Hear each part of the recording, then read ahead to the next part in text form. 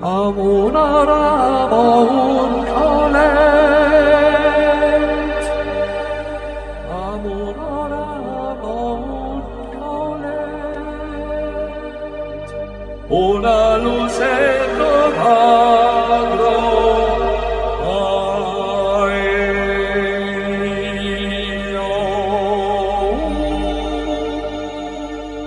Naš gostin je Dragan Jovanović, filozof, dugogodišnji urednik časopisa NIN, pisac, kolumnista, pisac kontroverznih, interesantnih istorijskih romana, posljednji bogomil u Srbiji, od skore i filmadžija, što je najvažnije za skopsku publiku, rođeni Skopljanac. Nalazimo se u prilično interesantnoj atmosferi koja pomalo nalikuje na atomsko sklonište. Recite mi, Dragane, zašto ste uopšte odabrali ovakvo mesto koje liči na atomsko sklonište? Da li ima tu neku skrivenu simboliku? Pa naravno da ima, ali ima pre svega veoma praktičnu simboliku. Miloš i ja, Miloš Masanović i ja, koji radimo upravo montažu našeg filma Bezbožnik u ovom prostoru i delimo sa beogradskim rokerima, sa po 60 € plaćamo kiriju za atomsko sklonište državi. To je prvi razlog zašto smo ovde. A drugi razlog, neka ima i tu simboliku, već je opucano da se slikamo po studijima, po nekim salonima, gde radnim kabinetima, gde onaj koga intervjušu sedi u beržeri, jel da, sa ušima, fotelji, iza njega su police sa knjigama, valjda da se vidi šta je sve čitao i koliko je obrazovan.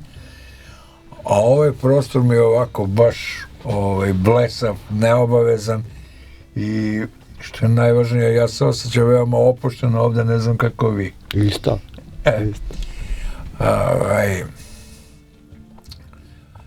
Hteo sam još da vam kažem da ste propustili kad ste me predstavljali da sam bio i George Best sa Novog Beograda.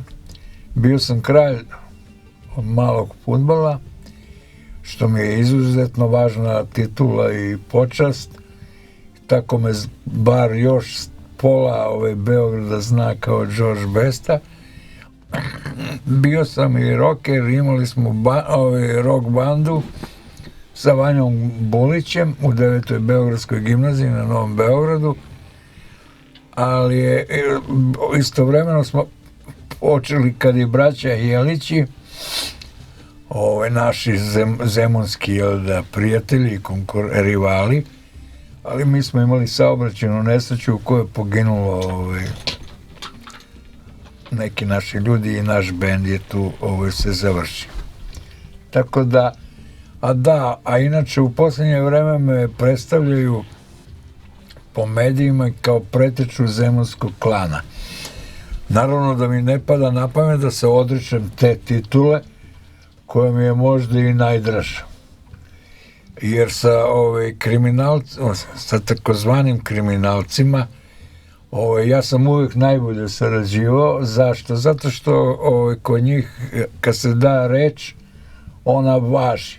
Nema ako je prekršiš, mislim, slede surove sankcije. Meni taj moral odgovara, tako da ja s ponosom ističem da znam Arkana, Legiju, još dok su bili klinci, i kasnije su oni meni se čak i nudili da mi pomognu kad mi je bilo potrebno. Ja sam ih bio zahvalan i kasnije i zaista veoma mi je drago kad me upoređuju sa pretečom zemunskog klana. Svi će se naravno zgroziti, svi bi hteli da ovako kako ste me predstavili, da ja maltene taj deo svog života prećutim i da sklonim u stranu. Ne, evo ja ga ističem u ovom atomskom skloništu u kome možda je simbolika u tome što Treći svjetski rat je počeo. Počeo na jednom visokom spiritualnom nivou u borbom između belih i crnih magova i to će se verovatno spuštati i na niže nivoe i na kraju, ako ne može drugačije, završit će se ipak nuklearnim ratom i treba trenirati ove uslove. Mada, kažem, ja imam moju pećinu na Suvoj planini, ali kad sam u Beogradu, onda treniram u atomskom skloništu. Igrom slučaja, danas dok sad snimamo intervju, u Atini, glavnog grada Grčkoj, se održava nacionalistički miting protiv imena Makedonije, u kom su na veliko uzeli učestvo monasi sa Svete Gore. Kako vi, kao čovjek koji je tesno vezan sa Makedonijom i koji ima jednu vrlo interesantnu tezu da je i Isus čak rođen u Ohridu i da je sa Ohrida, gledate na tom problematikom koji mi imamo sa našim susjedima Grcima, koji nam negiraju i identitet i postojanje i državnost, a preko negiranja našeg identiteta oni zadiraju u identitet i svih takozvanih slovenskih naroda na Balkanu. Tu su pre svega Srbi, Bugari i svi južni Sloveni. Pa zato što ako ću da budem prost ili otvoren, kako vam je lakše, reći ću da su Bugari stare ciganšture, pritom se izvinjava... Grci. Da su Grci stare ciganšture, pritom se izvinjavam ciganima. Ali oni nikada nisu bili narod.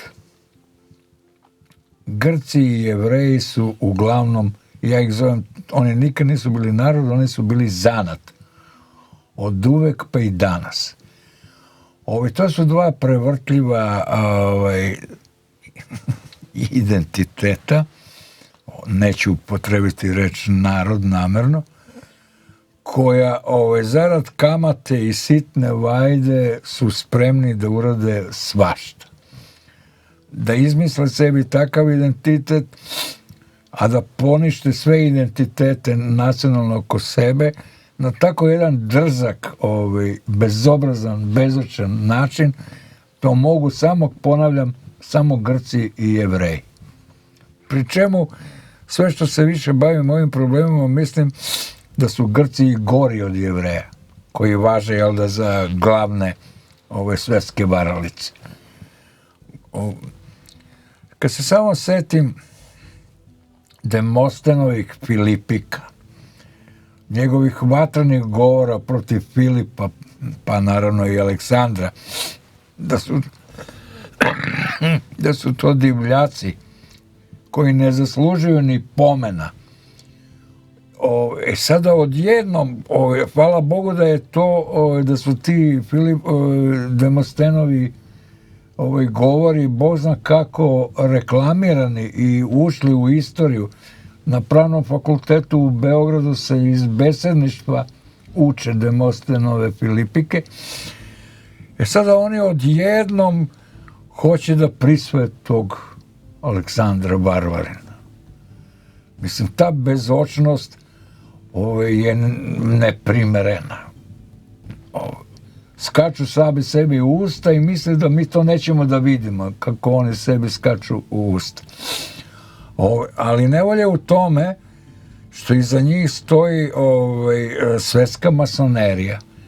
Poznato je da je u Solun bio jedan od glavnih masonskih centara i pre Drugog svjetskog rata.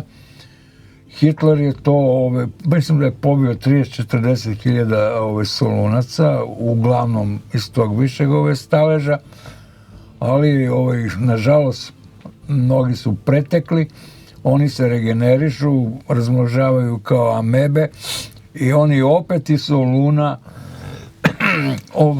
šire svoju moć, pre svega ovde na Balkan, a onda i na drugim mestima. To treba otvoreno reći, bar ovako kako ja sad govorim, jer oni nisu tako moćni kako se čine. Niko na ovoj planeti nije tako moćan, bilo da se zove Donald Trump ili Vladimir Putin, da ne pominjem ove sitne ribe dole i te razne komitete 300 i Bilderberge i šta ja znam, vladare i senka, nisu oni tako moćni kako se to nama čini. Naš strah od njih čini njih moćne.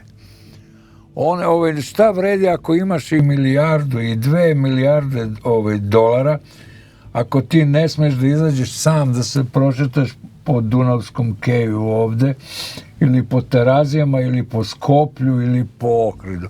Šta ti vrede te 2 i više milijarde? Oni su robovi svojih para i oni se plaše kako da sačuvaju pare i svoje jadne živote i mi njima pridemo veliki značaj koji oni uopšte ne zaslužuju. Zato pozivam ove Makedonce, evo, kao rođeni Skopljanac i ovom prilikom, da u ime ovog nepobedivog sunca ustanu i toj Grčkoj žgadi stave do znanja ko su.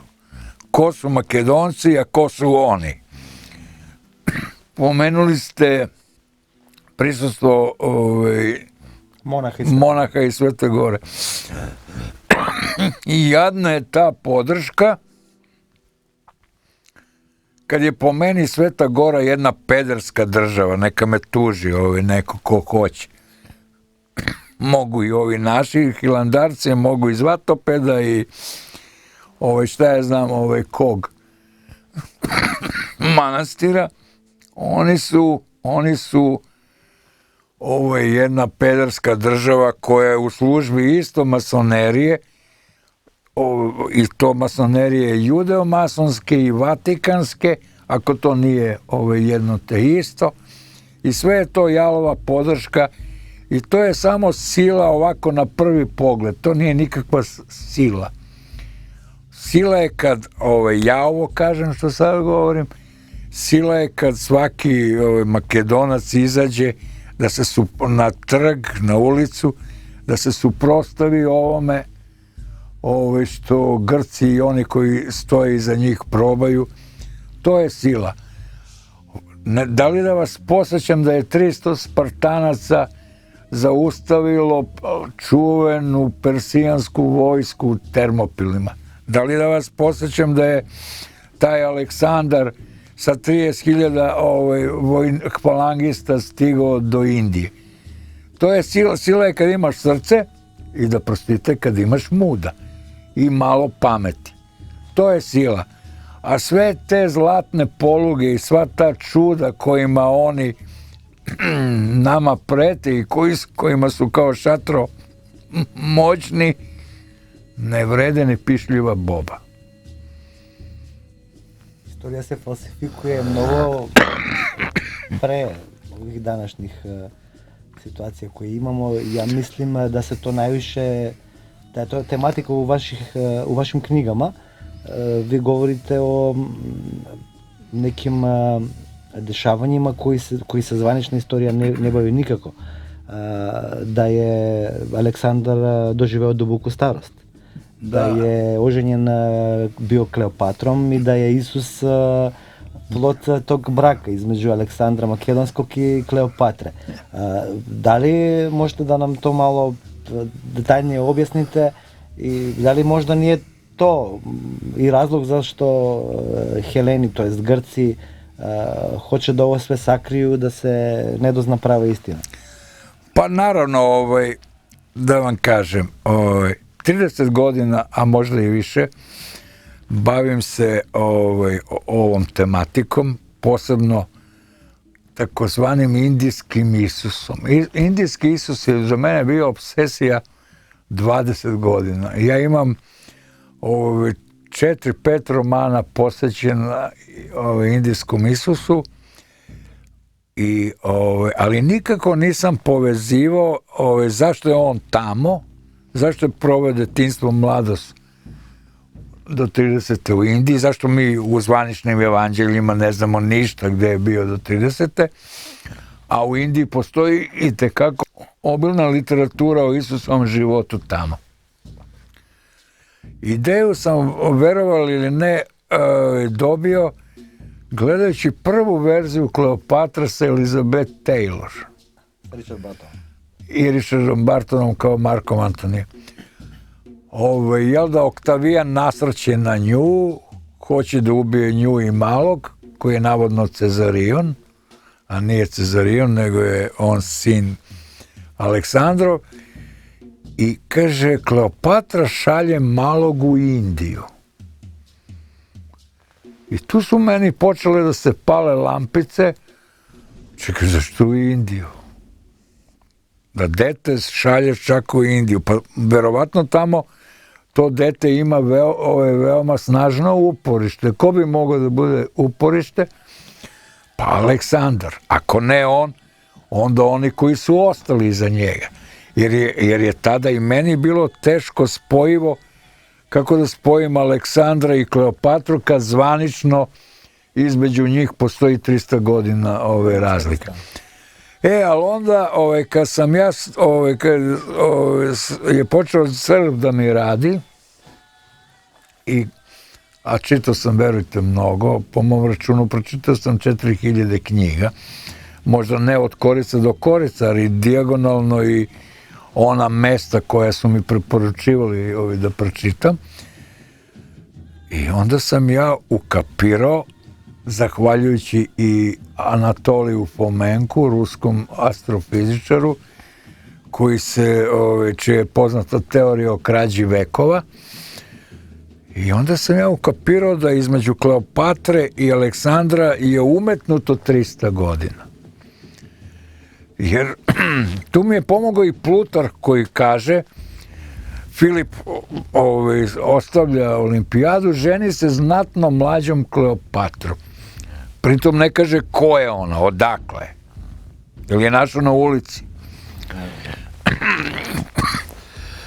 Tako i zahvaljujući i zvaničnom autoritetu kakav je Plutar, ja sam počeo da budem sve bliže tome, pošto Filip gine u lovu posle 2-3 nedelje, ili je došlo do svađe na svadbi kada kako Ptolomej, otac Kleopatrin, diže pehar u čast sina koga će Kleopatra roditi Filipu, onda ga Aleksandar gađa svojim peharom u glavu, Filip skače, vadi mač, kreće ka Aleksandru, ali već je dobro nabaren i pada ispred njega i on kaže, evo ovaj koji hoće da osvoji ceo svet ne može da stigne do mene. Filip, dakle, gine brzo u lovu, a znamo kako se u lovu gine, to je i drug Tito radio. Ta se metodologija ne manja od onih vremena. I onda on uzima Kleopatru. Sad je moj problem bio kako da ja njih spojim kad postoje 300 godina. Tu mi je naravno pomogao Fomenko koji kaže da se krađa vekova vrši na 297 godina. Ako hoćeš da ukradeš 297 godina od negde ili da ih staviš negde, uzimaš baš tu brojku, 297. Zašto? Zato što je to vreme koje je potrebno da se nebo okrene i da se krađa ne primeti. Ponavljam, Fomenko je bio astrofizičar i njemu se nešto učinilo sumnjivo. Tamo nešto oko Ptolomeja i oko nečega mu se nije poklapalo nebo. Mene su čak i moji najbliži prijatelji, dobronamerni autohtonisti, počeli onako da malo zavitlavaju, kaže, ej bre, sa Isusom ga baš pretera da Kleopatra i Aleksandar da su. Onda taj dan sam zapamtio, 14. februar prošle godine, u pola noći ja čujem neko mi saopštava da li je moj guru Carl Gustav Jung, moj guru iz Švice, ili je neki inženjer, ili šta ja znam ko, oduzmi, kaže, godine rođenja Kleopatrine od Aleksandrovih. Ustao sam u pola noći, upalio svetlo i uradio tu prostu matematičku radnju i dobio sam 297 godina. I onda više za mene tu nema nikakve dileme, može da stane Srpska akademija nauka, Makedonska, Zagrebačka, Cambridge, Oxford, bilo ko može da mi stane na crtu, neće me ubediti da su Aleksandar i Kleopatra roditelji Isusovi i da je dečak rođen u Ohridu u Filipovoj tvrđavi, koja se danas zove Samoilova, i da je Ohrid njegovo mesto rođenja. Posjetit ću vas da stari Ohriđani i dan danas Ohridsko jezero zovu Galičansko. Zbog planine Galičice i Galičnika. A Galičani su to, kao Makedonac, znate, veoma svojeglavi neki ljudi na svoju ruku i šta su? Drvodeljci. Najbolji. Svi manastiri po Makedoniji i šire, ikonostase su radili Galičani, Galilejci, jel da? Pa je Josip otud Galičanin iz Galileje, jel da? Onda vi imate na Ohridu mesto koje se zove Kaneo. To je ono na Hri gde je manastir Jovan. Namo je Sveti Naum s one strane. Sad pazite, u tom na Galilejskom jezeru vi isto imate Kapernaum, Naumovo selo u prevodu, i imate Kanu Galilejsku gde je bila, svadba. Ne zna se čija, a u stvari pokazat će se da je to bila Isusova svadba sa Magdalenom.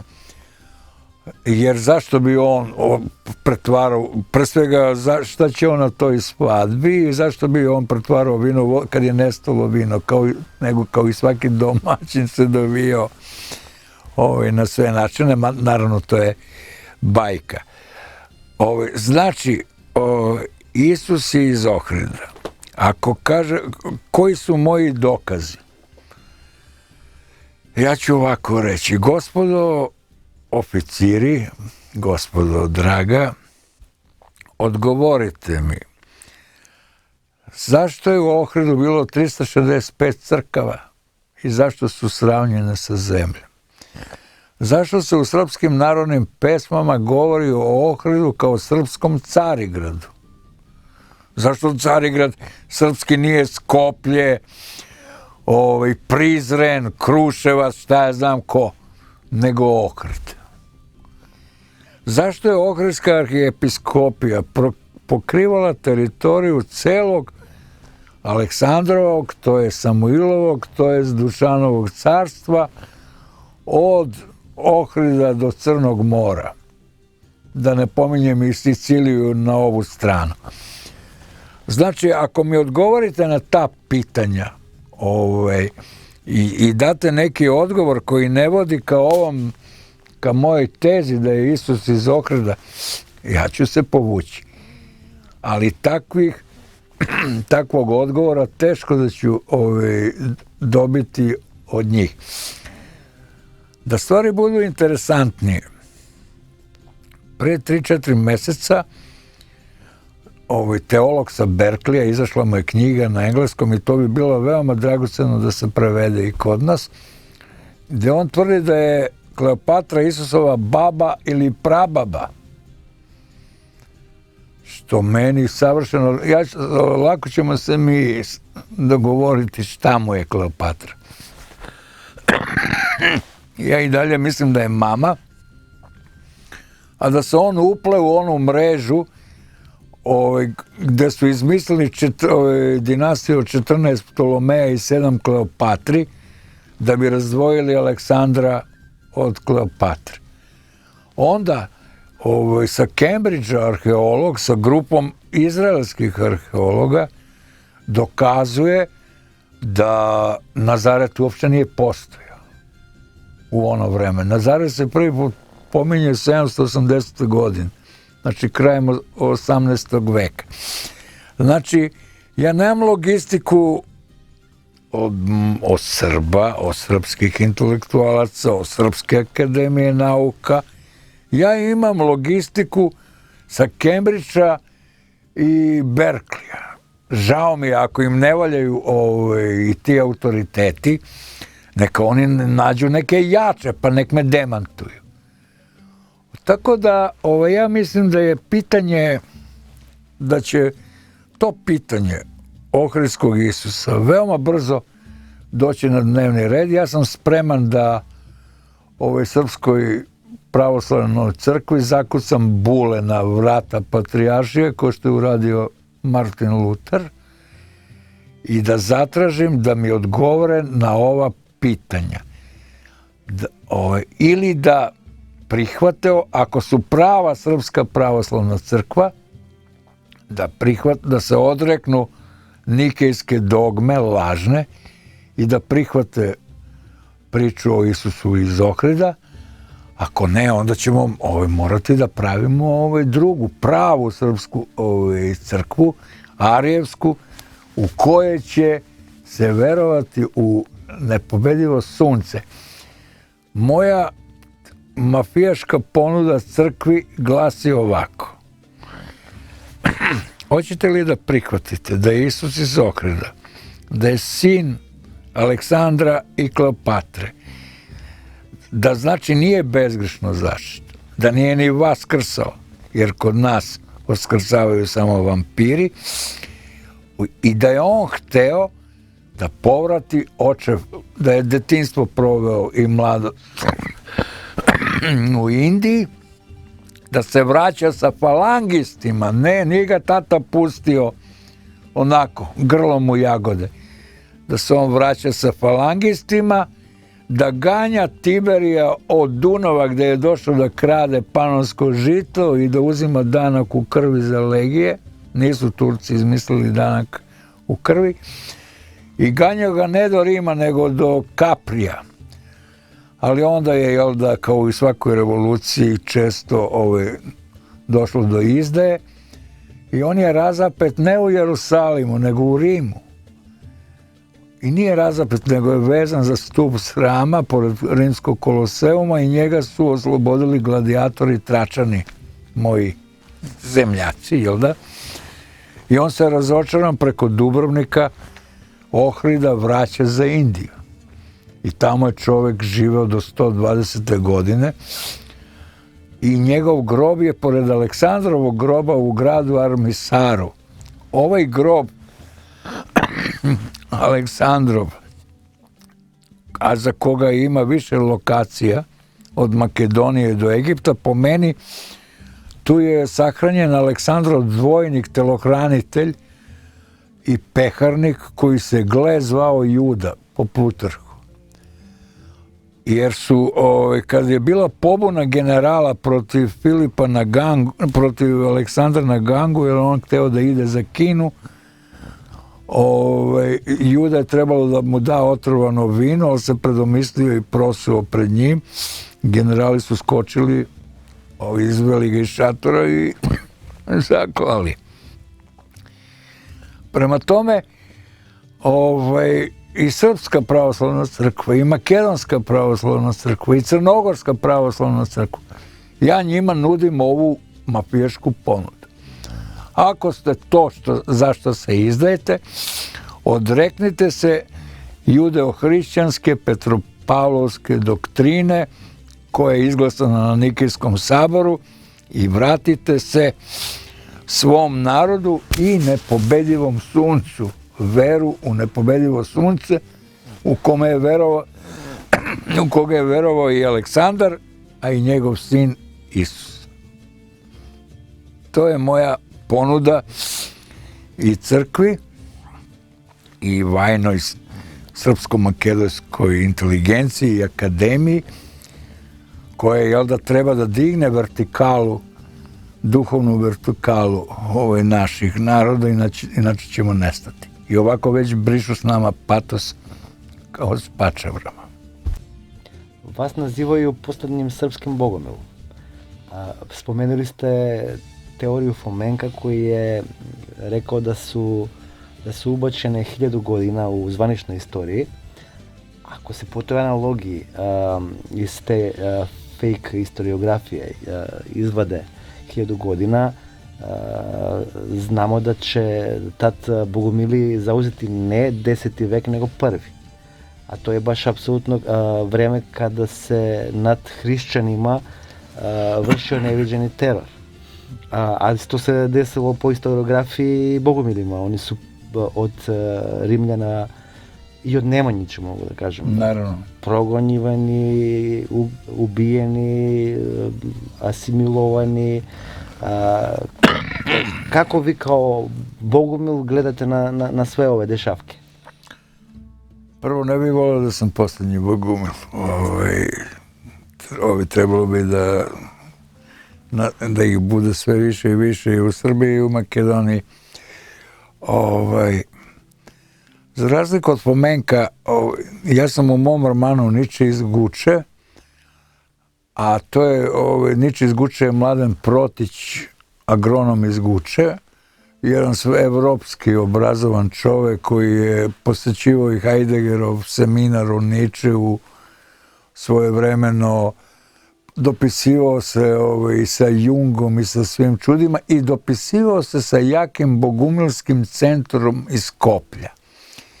I ja imam neke dopisnice, ali tu su samo protokolarni razgovori, nema ničeg dubljeg. U kom periodu ste to odvijali? Između 2 rata. On je verovatno od njih dobio tu vest da Isus nije razapet u Jerusalimu, nego u Rimu, i ne u 1. nego u 9. veku. Što se, pazite, to je znači rečeno skoro 100 godina pre Fomenka je taj Niče iz Guče to rekao. Ja mislim zahvaljujući tom jakom bogumilskom centru iz Skoplja, a i iz Okreta. Da vas posjetim i to, da je u Dubrovniku se i danas je živa priča o nekom čoveku koji je živao gore na Lovrijencu van Dubrovnika kao isposnik i kada bi ga a svi su mu fratri ukazivali Bog zna kakvo poštovanje i obilazili ga. Ne samo da mu daju hranu i vodu, nego da mu i posavete i da ga slušaju šta on govori. I kada bi ga pitali koliko imaš godina, on bi rekao tu 700-800 godina. Znači da se još maltene za Isusovog stradanja u Rimu, pored Koloseuma, maltene kao da se znalo i za krađu vekova. Ako to imamo u vidu, a mi učimo u školi da je osnivač bogumilskog pokreta bugarski pop Bogumil iz 9. veka. Super. Opet se poklapa. Ako je raspeće bilo u 9. veku... Ne može da bude bugarski, pošto je iz sela Bogomilo koji se nalazi neposredno... Naravno, ja kažem šta smo učili u školi, u udžbenicima šta piše. Znači, on je, ako je u 9. veku se to desilo, onda Nikejski sabor je morao da se desi bar 50 godina kasnije, a sabor u Rasu, kada Nemanja poziva bogumilske starešine, pa ih pali na lomaču, je isto u tom periodu bar 20-30 godina posle Nikejskog sabora. Ako ćemo da se igramo i tog kalendara. Ali najvažnije od svega da su bogumili, meni je to tek kad mi je se sa okretskim Isusom razjasnilo, tek sam tako shvatio da su oni proganjani samo zato što su i dalje uporno tvrdili da je Isus iz Ohrida.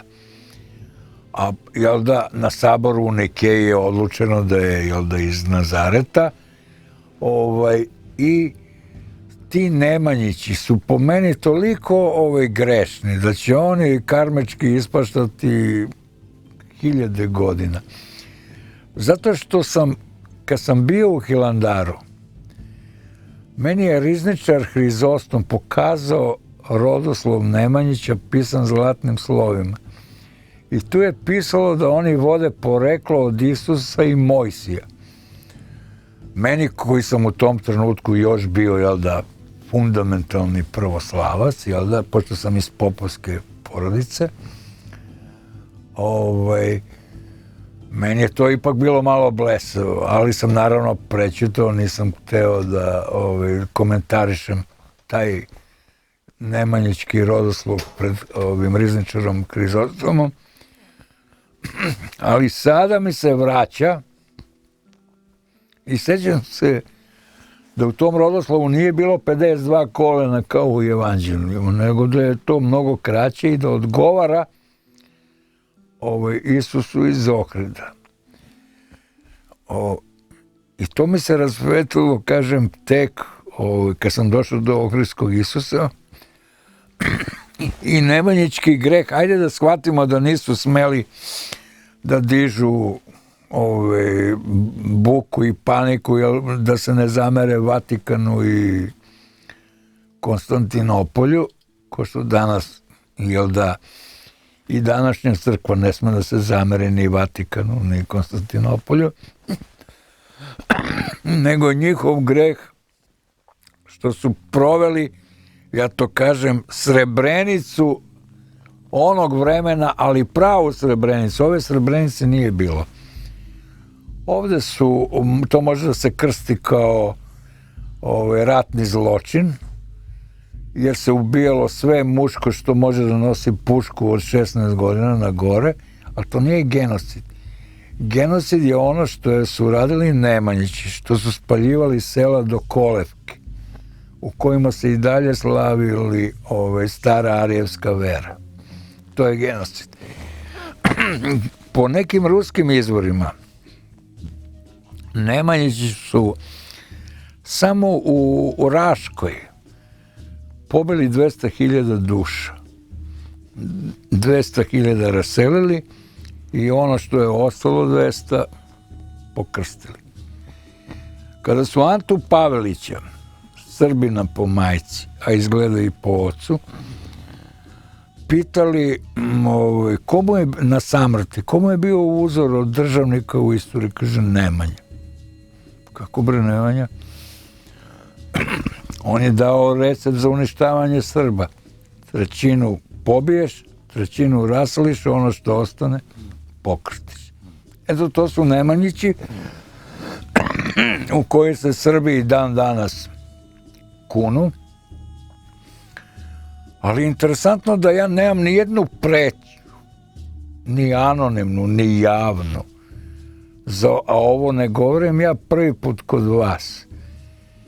Ja sam napisao 95. godine Žitije Savino od Bogumila monaha i kad su na mene skočili, bit ću drzak da tako kažem, Bull terijeri Amfilohije Radović, Irina Bulović i Atanasije Jeftić, patrijarh Pavle ih je pozvao i rekao im: ne dirajte dete, iz dobre porodice, a ako Bogumila je u pravu. Pavle je to rekao zato što je sa mojim dedom Vojislavom Popovićem po majci išao zajedno u Prizrensku bogosloviju. Pavle zna da su 200 godina kod mene po majčinoj liniji popovi. Zato se tako i prezivaju. I da od Sićeva do Čiflika mi imamo 7 naših crkava koje smo mi digli. A jedan naš je ugrađen u Ćele kuli Prota Danilo, jer je nosio barjak kod onog ludog Steve Sinđelića na Čegru, jel da? Prema tome, mene su pokušavali da anatemišu kao satanistu, kao sektaša, kao svakako čuda, ali moj pedigre je veoma jak za te priče. I meni je valjda bilo najteže da pređem taj Rubikon porodični i da počnem da govorim i da pišem ovo što sada govorim i vama. I to svi ovi znaju i zato mi se valjda niko ne javlja ni da mi preti, a i da mi preti šta? Postoje dve poslovice. Jedna je narodna, jedna je zemunska. Narodna kaže: boj se ovna, boj se govna, kad ćeš živeti. A zemunci kažu iz Zemunske akademije, kaže: orle, mogu samo 2 puta da te ubiju, a jednom da te ubiju, ne mogu 2 puta. Kad to prelomite, onda ste mnogo jaki. Onda vam stvarno niko ništa ne može i onda stvarno smete da govorite ono što mislite. I ja to upravo radim. Vaš najnoviji projekat je na snimanju nekog vrlo interesantnog filma koje sam ja u neformalnom razgovoru sa vama pre snimanja video traileri i mogu da kažem da je to nešto fascinantno. Kažite mi kako ste se inspirisali i dobili ideju? Koja je tematika, ako možete malo da nam otkrijete? Pa taj film smo Miloš Macanović i ja snimili prošle godine po mom romanu Bezbožnik. A priča je ovako dajđestirano, jel da? On je seoska luda tamo iz Mokre, mog sela, mog oca. Mokre kod Bele Palanke. Bela Palanka je na pola puta od Niša do Pirota. I njemu se za bogojavljanje, za jučerašnji dan, zato smo i rešili da montažu krenemo isto za bogojavljanje juče, njemu se za bogojavljanje javlja Gospod i kaže: Pejčo, mnogo se džgadija namnožila. Rešio sam pa da puštim potop. A tebe sam odabrao jer si od Nojevu semku. Da ideš gore u Suvu planinu, da počneš da praviš Nojevu lađu. Mučenik se našao čudo, pošto on i onako važi za seosku ludu. Malo se koleba, Gospod kaže: ako nećeš, naći ću ja drugoga. On naravno prihvata izazov. Gospod mu daje plan lađe, znamo da ona po Bibliji liči na mrtvački kovčeg malo većih razmera. I on kaže: Gospode, ćeš ti mene da spašavaš ili da saranješ? Gde je jarbol, gde je krma? Kaže: ćuti bre, nisam ja pravio plan. Pa ko je? Ovo je inženjer iznad mene. Kaže: ja ovo neću da radim. Ja hoću da pravim da lađa bude kao srpski opanak šiljkan. Gospod se našao u čudu, ne zna šta da radi, kaže: dobro radi, ali samo ako ovaj dozna, najbolji smo i ti i ja. Gospod, jel da kao nadzorni organ obilazi gradnju Nojeve lađe, zapiju se oni makedonskog evgelijskog vina koje uredno primam svake godine, popijem oko 300 litara godišnje, zapiju se, kažem, vino i sad Pejča se osmoli i kaže: Gospode bre, je li istina postojao taj Isus iz Nazareta? Je li istina tvoj sin? On kaže: kakav bre Isus iz Nazareta? Postojao je Isus iz Ohrida, ali ni on nije moj sin. On je sin Kleopatra i Aleksandra, a moj sin je Leonardo da Vinci. Sad ovaj mučenik traži ko je Leonardo, on je by the way nepismen, ko je Leonardo, počinje da skuplja građu, čita ovo ono. Da skratim priču, ukrcava on životinje, jel da? I ovaj kaže, a inače Pejča i pčelar. Hoće da utovare košnice, gospod kaže, košnica ne mogu. Što? Inženjer je rekao ne. Znamo da ako nema pčela, ljudski rod ne može da postoji 10-15 godina. I tu Pejča shvata da inženjer uopšte nema nameru da ga spasi. I on kaže, ako ne mogu pčele, neću ni ja da uđem u lađu. Nego kad ti puštiš potop, rojevi će da krenu ka vrhu Suve planine i ja ću znati da je počeo potop i za njima ću pobeći.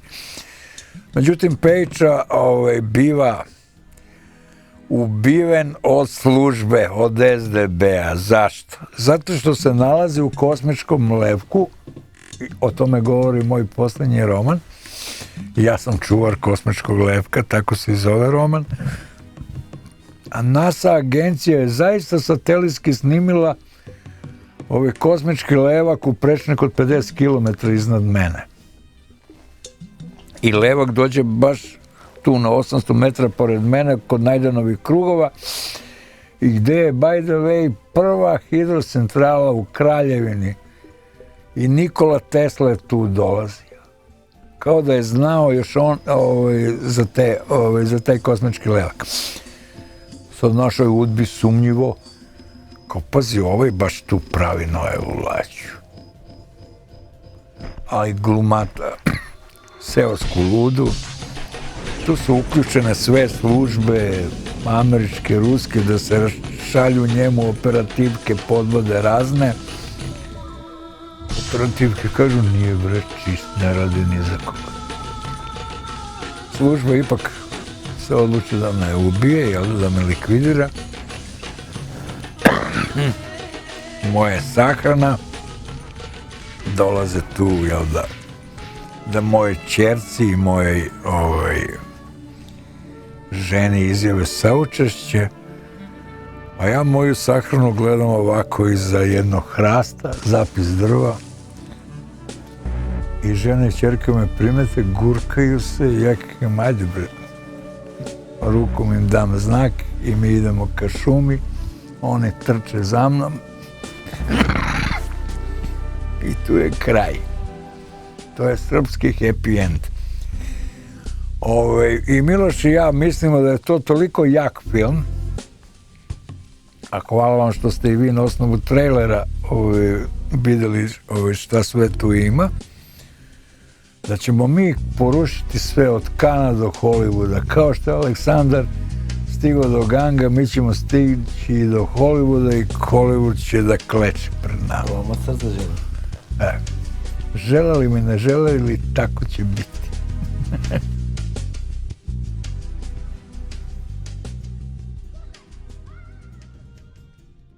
Za kraj našeg razgovora, interesuje me vaše mišljenje, koje je budućnost Balkana, s time i Srbije i Makedonije? Pa kad me to pitate, 1991. godine, kada je stupio na snagu višepartijski sistem u ondašnjoj Jugoslaviji, pa samim tim Srbiji i Makedoniji, ja sam kao predsednik Zelene stranke zagovarao Balkansku federaciju. Da Balkan bude ekološka država. Naravno, ta moja utopija uopšte nije shvaćena i ta ideja otišla bez traga. Sada, znači to je bilo 1991. Sada, 2019. Pošto su sve te lepe šanse, te nežne opcije prošle svuda pa i na Balkanu, u Evropi pa na Balkanu. Ja se sada zalažem za Srbiju, a to preporučujem i Makedoniji, vojnu huntu. Jer bolje je plišani državni vojni udar nego krvavi građanski rat kakav može da se desi i u Srbiji i u Makedoniji. Diktatura vojna nije to tako nešto strašno kao kad se ovako izgovori naprasno. Ti Grci su imali ovu diktaturu pukovnika, Portugalija, Španija, Južna Amerika. Ove vojne diktature su dale veoma opipljive rezultate na stabilizaciji država u kojima su zavedene. A mi smo upravo u takvom stanju za uvođenje diktature. Naše demokratije su krhke, ekonomije su u raspadu i onda tu ne pomaže nikakve parlamentarne demokratije, stranačka prepucavanja u parlamentu između vlasti i opozicije. To je samo gubljenje vremena, a država tone sve dublje i dublje. Ja sam za takozvanu moja vojna diktatura bi bila malo plemenitija, filozofska. Ja se zalažem za Platonovu državu. Platon je Tiraninu i Sirakuze nudio model svoje države. Znači, filozofi vladaju, vojska radi svoj posao, a dole svi rade svoje poslove najbolje što znaju i umeju. Naravno, uvek ima ološa, ali zna se kako se sa ološem postupa, prema tome ni to nije neki problem. Nema stranaka, nema demokratije. Demokratija je pala sa Sokratom u čuvenoj Atini, u čuvenom zlatnom periodu Periklovom, kada su osudili najmudrijeg čoveka na smrt, jer je trovao mladež. By the way, u zagradi pravim malu ostupnicu, Sokrat je bio naš čovek. Zabeleženo da je rekao kako je zaboravio maternji jezik i da se trudio da ga nauči, ali da je pohađao škole jeftine u kojima se predavanja časovi plaćali po drahmu 2, a ne one gde se taj jezik učio za 10 drahmi, i tako da ga nikad nije dobro savladao. Opet mala digresija, znači svi filozofi presokratici su bili naši. A nećemo ovdje da pričamo da je i Platon i Aristotel da su bili Grci, što je, mislim, potpuno smešno. Aristotel je i u ona vremena, i mislim da se Grci ni danas ne svojataju Aristotela, zašto bi njega Filip uzeo za učitelja svom sinu da nije Makedonac.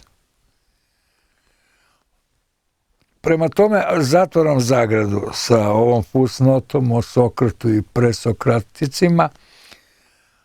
Ja mislim da je i za Srbiju i za Makedoniju, pa i za tu Crnu Goru, pa i za tu Bosnu, ne bih išao ka Hrvatskoj i Sloveniji, jer oni su u Evropskoj uniji i oni sad neka znaju šta će da rade sa sobom. Ali ovde jedne ozbiljne, odgovorne diktature koje bi izvolili ne generali, nego pukovnici, generali su već korumpirani, da bi ta diktatura koja bi trajala 4-5 godina, obično toliko traju, da se uvede red, da se izvrši konfiskacija celokupne imovine, kao kod druga Tita. Pa ti, dečače, dokaži kako si to zaradio, što si zaradio, a za to vreme si u PKB-u, Poljoprivredni kombinat Beograd, jer tamo ima izuzetno mnogo posla, treba se vadi kopa kupus, krompir. Mao Tse-tung je, nisam ja to izmislio, Mao Tse-tung je to uradio sa intelektualcima i pokazalo se, i to je dalo dobre rezultate. Ovo zvuči, jel da, blesavo, surovo, na sve epitete postaću i fašista, ali ja se ni od toga mnogo ne trzam, pa ni fašizam nije, ako ćemo baš toliko da se zavitlovamo, ni fašizam nije najgora stvar. Postaćete srpski evola. Da, koja se desila. Znači, moj državni projekt u kome bih vrlo rado učestvovao, naravno ako strana koja to izvede taj poduhvat smatra da sam ja od neke koristi. Ako nisam, imam ja šta da radim. Sa Milošem treba da snimimo još neke filmove. Imam Suvu planinu, moje Vidovo, moju Jasnu poljanu gde se osjećam kao Bog. Nemam nikakve aspiracije da budem predsjednik neke vlade nacionalnog spasa. Ja samo mogu da budem čarobnjak Merlin. I da kažem šta po meni treba nešto da se uradi, a da to nikoga ne obavezuje šta sam ja rekao. Eto, to je moje viđenje na današnju političko stanje u Srbiji, Makedoniji i na Balkanu. Hvala vam na današnjem razgovoru i želim vam u budućnosti uspeh na svim poljima, snimanje film, da ne bude prvi zadnji, nego da imate plodnu karijeru i u toj djelatnosti. Hvala i vama i veoma mi je drago što ću se pojaviti u Makedoniji i to ovako na velika vrata kao Aleksandar Makedonski. Čekamo vas kod nas. Hvala. Hvala vam na razgovoru i kanim vas da dođete u Makedoniji na posjetu, da napravimo, da snimimo još neki materijal. A dojdemo u Makedonija, amo prvo da ispijeme rakija. Ovo je rakija od Miloš, koja je stara po meni jedno 5-6 godini. 5-6 godini, to mora da je vkusno. Probajte.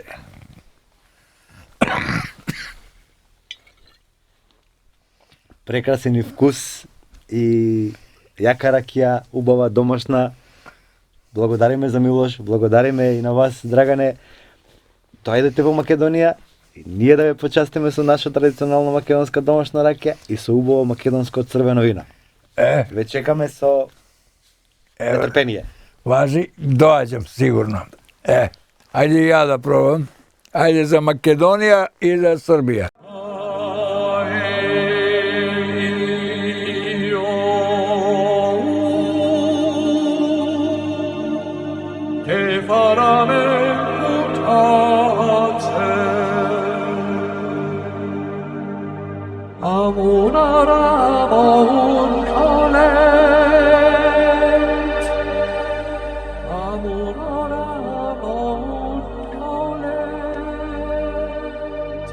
Una luce trovata